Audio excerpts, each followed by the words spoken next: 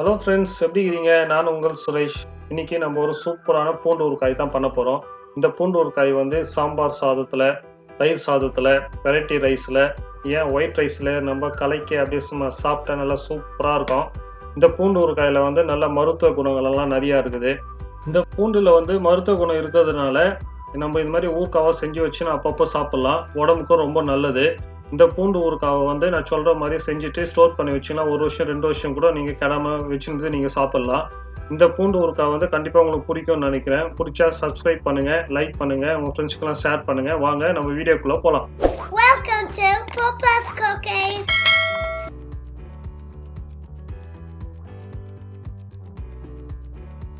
பூண்டு ஊறுகாய் நம்ம ஸ்டார்ட் பண்ணுறதுக்கு முன்னாடி எலுமிச்சை சைஸ் அளவில் புளி எடுத்து நல்லா தண்ணியில் ஊற வச்சுக்கோங்க. இது நல்லா ஊறட்டும். இப்போ ஒரு கடாயில் கடுகு போட்டுட்டு நல்லா கொஞ்சம் ரோஸ்ட் பண்ணுங்க. மீடியம் ஃப்ளேமில் தான் வச்சு ரோஸ்ட் பண்ணணும். இப்போ வந்து வெந்தயத்தை நான் சேர்த்துக்கிறேன். சேர்த்துட்டு நல்லா ரோஸ்ட் பண்ணிக்கோங்க. கொஞ்சம் பொன்னிறமாக வந்ததுமே நீங்கள் வந்து அடுப்பை ஆஃப் பண்ணிடணும். ஆஃப் பண்ணிவிட்டு இதை எடுத்துருங்க. இது பார்த்தீங்களா, இது மாதிரி நீங்கள் ஃப்ரை பண்ணணும். எண்ணெய்லாம் ஊற்றக்கூடாது. இப்போ இதை ஒரு மிக்ஸி ஜாரில் போட்டு ஆற விட்டுடுங்க. ஆறின உடனே நம்ம அரைச்சி எடுத்துக்கலாம். இது மாதிரி ஃபைன் பொடியாக அரைச்சி எடுத்துங்க. இப்போ வந்து ஒரு கடாயில் எண்ணெய் ஊற்றிக்குங்க. எண்ணெய் வந்து இது கொஞ்சம் அதிகமாகவே இருக்கணும் ஊறுகாய்க்கு. இப்போ வந்து க்ளீன் பண்ணி வச்ச பூண்டை வந்து நான் இதில் சேர்த்துக்கிறேன். சேர்த்துட்டு நல்லா வதக்குங்க. பூண்டு வந்து வதக்கும் போது ஹை ஃப்ளேமில் வதக்கக்கூடாது, மீடியம் ஃப்ளேமில் வச்சு தான் வதக்கணும். அப்போ தான் இது நல்லா வதங்கும். இல்லைன்னா தீஞ்சிடும். இப்போ வச்சுட்டு நல்லா மிக்ஸ் பண்ணி விடுங்க. இதை போட்டுட்டு அதில் இருக்கிற ஈரப்பதெல்லாம் நம்ம வந்து இதில் வதக்கி எடுத்துடணும். அதுக்காகத்தான் நம்ம இந்த ஆயிலை போட்டுட்டு பூண்டை வந்து வதக்குறோம். இது மாதிரி வதக்கி செய்யும் போதே ஊறுகாய் வந்து நல்லா டேஸ்ட்டாக நல்லா மணமாக இருக்கும். அதனால தான் நம்ம இதை வதக்குறோம். நல்லா சூப்பராக இருக்கும். இது மாதிரி மெதுவாக வதக்கிடுங்க. பார்த்தீங்களா, ஆயில நல்லா ஃப்ரை ஆகுது. நல்லா சூப்பராக இருக்குது வாசனை. உங்கள் வீடே நல்லா பூண்டு வாசனை நல்லா மணக்குது. இது மாதிரி லைட்டாக கலர் மாறினே வரும். பொறுமையாக வதக்கிடுங்க. இது பார்த்தீங்களா, லைட்டாக கலர் மாறுது, தோலெல்லாம் கொஞ்சம் சுருங்கி வருது. இது மாதிரி நீங்கள் வதக்கி எடுக்கணும். இப்போ நம்ம வதக்கின பூண்டெல்லாம் வெளியே எடுத்துடலாம். எடுத்துட்டு ஆற வச்சுருங்க. ஆற வச்சுட்டு நம்ம இந்த பூண்டு எல்லாம் திருப்பியும் நம்ம அரைக்கணும். நீங்கள் வந்து இது வந்து நீங்கள் ஃபைன் பேஸ்ட்டாகவும் அரைச்சி எடுத்துக்கலாம், இல்லைனா ஒன்றும் பாதியமாக அரைச்சி எடுத்துக்கலாம். உங்களுடைய டேஸ்ட்டுக்கு தகுந்த மாதிரி, உங்களுக்கு விருப்பத்துக்கு தகுந்த மாதிரி நீங்கள் அரைச்சிங்க. நான் வந்து ஃபைன் பேஸ்ட்டாக தான் அரைச்சி செய்ய போகிறேன். ஏன்னா எங்கள் வீட்டில் பசங்க இருக்கிறாங்க. எங்கள் பசங்களுக்கு வந்து ஒன்றும் பாதியமாக அரைச்சா சாப்பிட மாட்டாங்க. அதனால் ஃபைன் பேஸ்ட்டாக அரைச்சி தான் நான் எப்பயுமே செய்வேன். இது பார்த்தீங்களா, இப்போ அரைச்சி நம்ம இதை மிக்ஸி ஜாரில் போட்டு அரைச்சி எடுத்துக்கலாம். இது மாதிரி ஃபைன் பேஸ்ட்டாக அரைச்சி எடுத்துக்குங்க. இப்போ ஒரு கடாயில், அதே கடாயில் இருக்கிற எண்ணெயில் கடுகு போட்டு தாளிச்சிக்குங்க. கடுகு நல்லா பொரிட்டோம். இப்போ வந்து கறி லீஃபை வந்து சேர்த்துக்கிறேன். மிளகாய் தூளையும் சேர்த்துக்கிறேன். பெருங்காயத்தூளை சேர்த்துக்குங்க.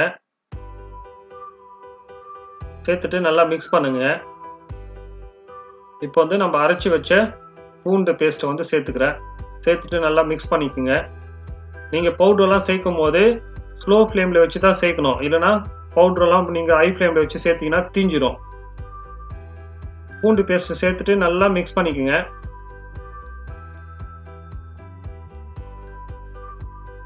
பூண்டு பேஸ்ட் வந்து ஆயிலில் வந்து மசாலாவோட பவுடரோட சேர்ந்து நல்லா வதக்கணும். அதனால் ஸ்லோ ஃப்ளேம்லேருந்து மீடியம் ஃப்ளேமில் சேஞ்ச் பண்ணிவிட்டு நல்லா வதக்கி எடுக்குங்க. கை விடாமல் கலக்கினே இருக்கணும். இப்போ வந்து தேவையான அளவுக்கு உப்பு சேர்த்துக்குங்க. சேர்த்துட்டு நம்ம அரைச்சி வச்ச கடுகையும் வெந்தய பொடியும் சேர்த்துட்டு நல்லா மிக்ஸ் பண்ணிக்கோங்க.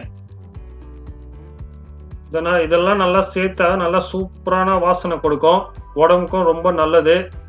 ஊறுகாவும் கெட்டு போகாமல் பாதுகாக்கும். இதெல்லாம் பார்த்தீங்களா, இப்போ கொஞ்சம் பூண்டெல்லாம் நல்லா வதங்கி வருது ஆயிலில். இன்னும் கொஞ்ச நேரம் இதே மாதிரி நம்ம மிக்ஸ் பண்ணிட்டு வதக்கலாம். கைவிடாமல் கலக்கினே இருங்க. இப்போ வந்து நம்ம புளி ஊற வச்சு இல்லைங்களா, அதை கரைச்சி நம்ம இதில் சேர்த்துக்கலாம். புளி சேர்க்கும்போது வடிகட்டி சேர்த்துக்குங்க. அதில் இருக்கிற நார் கொட்டையெல்லாம் அதில் போடக்கூடாது. அதனால் நல்லா வடிகட்டி சேர்த்துக்குங்க. புளி சேர்த்துட்டு நல்லா மிக்ஸ் பண்ணிக்கோங்க. புளியும் இதோட சேர்ந்துட்டு நல்லா குக் ஆகி வரணும். பூண்டோட சேர்ந்துட்டு புளி, உப்பு, காரம், எண்ணெய் இதெல்லாம் சேர்ந்து தான் இந்த பூண்டு ஊறுகாய்க்கு நல்லா டேஸ்ட் கொடுக்கும்.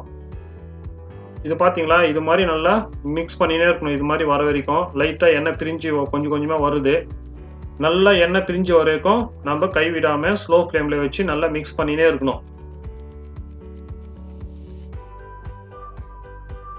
பார்த்தீங்களா, லைட்டாக எண்ணெய் வந்துனுக்குது. இப்போ நம்ம ஒரு துண்டு வெல்லத்தை சேர்த்துக்கலாம். வெல்லம் இல்லைன்னா நீங்கள் ப்ரௌன் சுகரை கூட 1 ஸ்பூனோ 2 டேபிள் ஸ்பூனோ நீங்கள் சேர்த்துட்டு நல்லா மிக்ஸ் பண்ணிக்கோங்க உங்கள் டேஸ்ட் தகுந்த மாதிரி. ஊறுகானாவே இனிப்பு, புளிப்பு, காரம் இதெல்லாம் சேர்ந்து சாப்பிட்டா தான் நல்லா சூப்பராக இருக்கும். இதெல்லாம் சேர்த்து தான் நம்ம இதில் சமைச்சுன்னு இருக்கிறோம். இதே மாதிரி நீங்கள் செஞ்சு பாருங்கள், நல்லா சூப்பராக இருக்கும்.